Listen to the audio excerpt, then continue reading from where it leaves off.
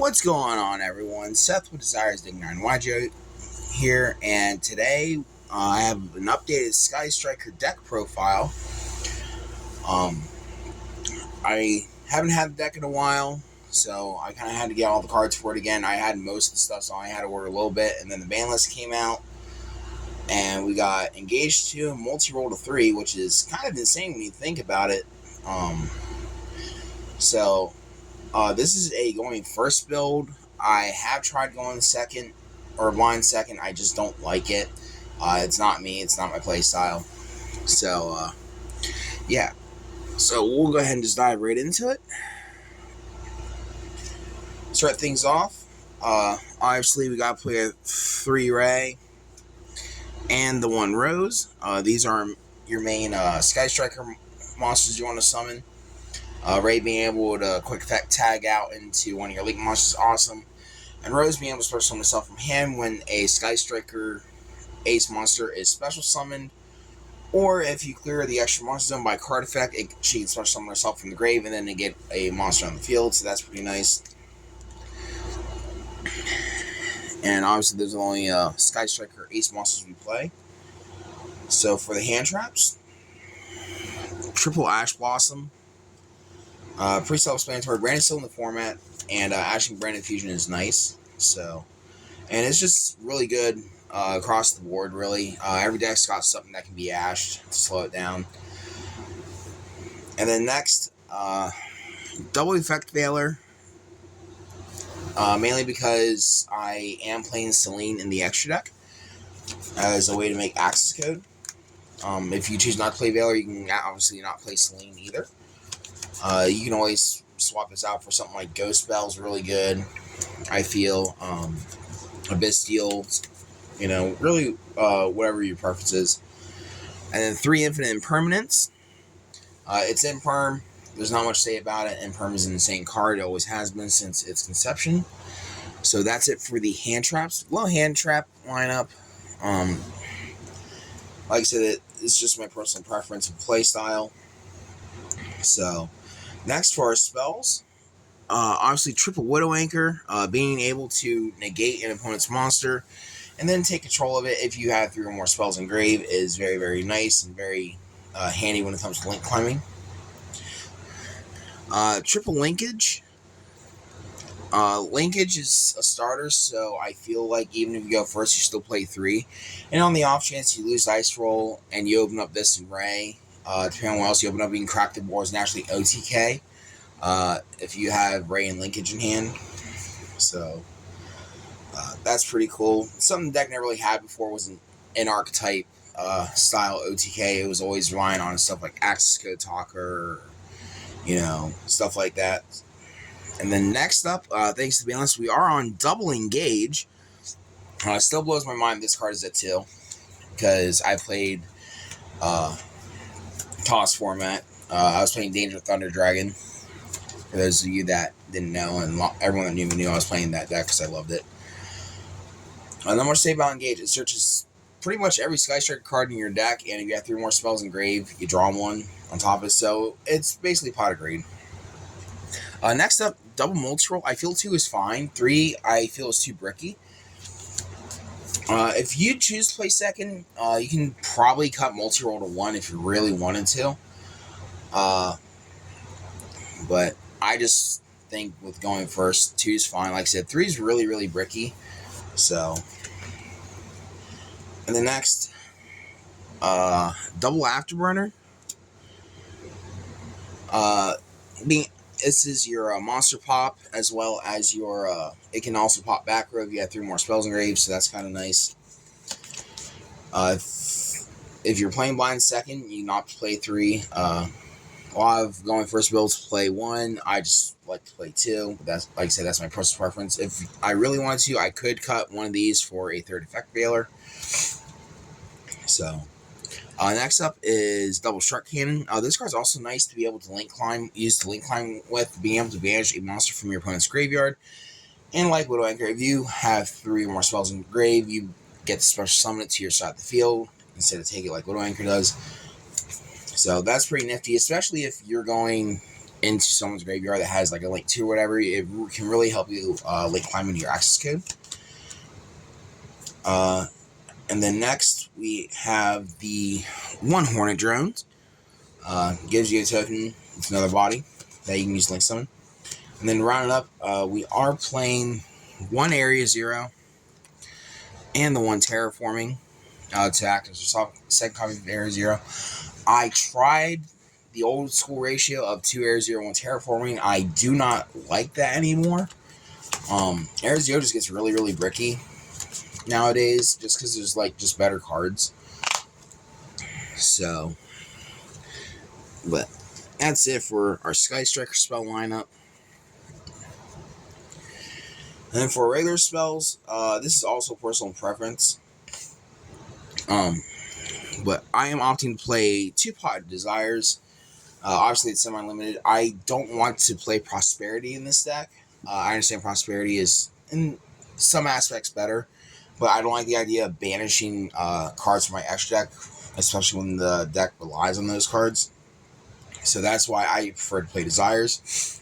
Shout out to my boy Ethan for the Europrint rares. And then next up, this is something I'm testing out, and it works out pretty nice for me, and that is Double Pot of Avarice. We're playing Desires, that's why we're playing 2.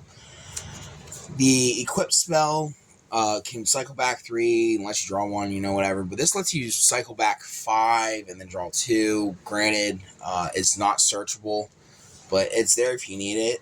And if you're in a really heavy grind game, it can really help you continue to get ahead, get your card advantage and stuff. And then next up, I'm playing 2 talents. Everyone's going to be ashing your Engage or your Area 0 pretty quickly, and sometimes even your Desires. So it's always nice just to kind of have access to this card, and then you can either get free information from your hand, draw 2, or go in second, you can take a monster and crack a board. So it's nice. And then the one upstart, because all 4 of our Sky Striker Ace monsters are warriors, and one upstart goblin to round up our spell lineup. And then for the 3 traps, obviously you gotta play the 3 Tikaboos. Card's insane, it always is. It's not good against every matchup, but we have stuff on the side for that, so it's fine. So main deck is 40 cards. And then for our extra deck, for the most part, it's pretty self-explanatory.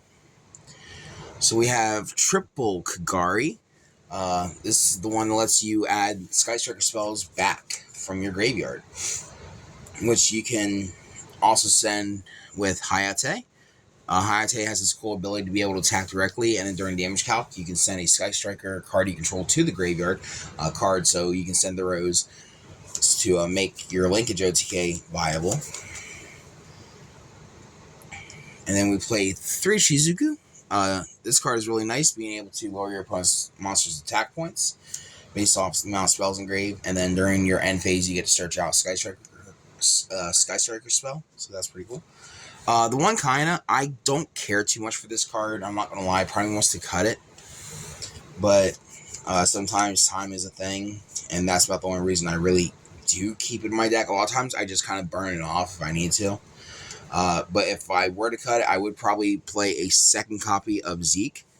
Zeke is just a good spot removal card, in my opinion. I really, really like Zeke.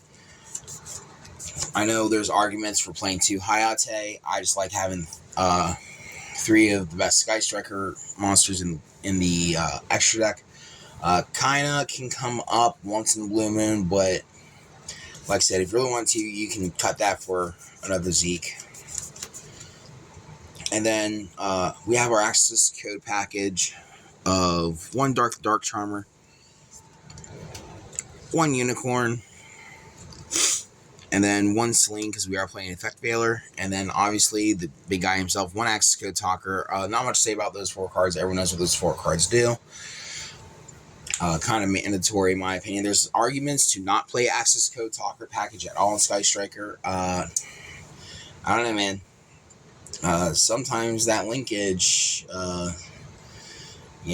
falls through. So, kind of helps to have that backup plan. All right, so that's it for the extra deck. Extra deck is also 15 cards. And we'll go over the side deck real quick. This is still a work in progress. I'm still kind of feeling it out, but I'll just kind of show you guys what I'm working with. Maybe it'll give you guys an idea. As you guys know, I try to play 3 of everything, just so when I side them in, I have a better chance of seeing that card. My teammate Nick actually gave me that advice many years ago, and it works out pretty well for me. So triple Nibiru. Nibiru, I feel like, is not good enough to main deck this format. There's a lot of decks that can either set up to play around it or just don't summon enough monsters. But in your rogue matchups, you can side it in, and it's pretty good. 3 Ghost Bell. There is some Math Mech at my locals, and there's Brandon too. So Ghost Bell is pretty good, and it's really good in the mirror match too, being able to bell your Kagari, your opponent's Kagari, to prevent them from adding from graveyard to hand. And the next, double Lightning Storm. It's Regeki and Harpy's Feather Duster, and we are also playing the one Harpy's Feather Duster. And then 3 evenly matched. Not much to say about evenly matched. If I'm going second, chances are I'm going to side in these 9 cards. And just make it into going second deck. And then if I'm siding going first, and it's something that there can only be one can't really handle, we are siding 3 summon limit. Pretty easy to interchange with there can only be one if you're starting for going first, because it's also a floodgate, but it limits the amount of summons a turn. It doesn't really affect you because you're really only going to summon twice per turn anyway. But if you go up against something like Danger Dark World, Math Mech, and stuff like that, they're going to try to summon more than twice, and it really just slows the tempo down to a pace that you really want it at, which is very important with Sky Striker. Being able to maintain your tempo and set it is very, very important with the deck. So, but that is it. That is all I have for you guys. Trying to get things squared away to where I can do some more pack openings. Because if you missed the Legendary Collection opening and me pulling that Blue Eyes out of the LB pack, that was pretty insane. PSA is currently in possession of that Blue Eyes White Dragon. So, I'm curious to see what it will come back as. Go ahead and comment down below what you think the Blue Eyes White Dragon will come back as. And once I get things squared away, like I said, I plan to be doing more pack openings. We just got an insane announcement today, too, that we're actually getting one of the rarity collections from Konami. It's similar to the ones they have in Japan, so it's going to be pretty epic. I'm going to try and get my hands on some of that. And we'll open that up on the channel. But, alright, guys. Well, I've blabbered long enough. And please remember to like, comment, subscribe. Find us on TCG Player. And we will see you guys next time.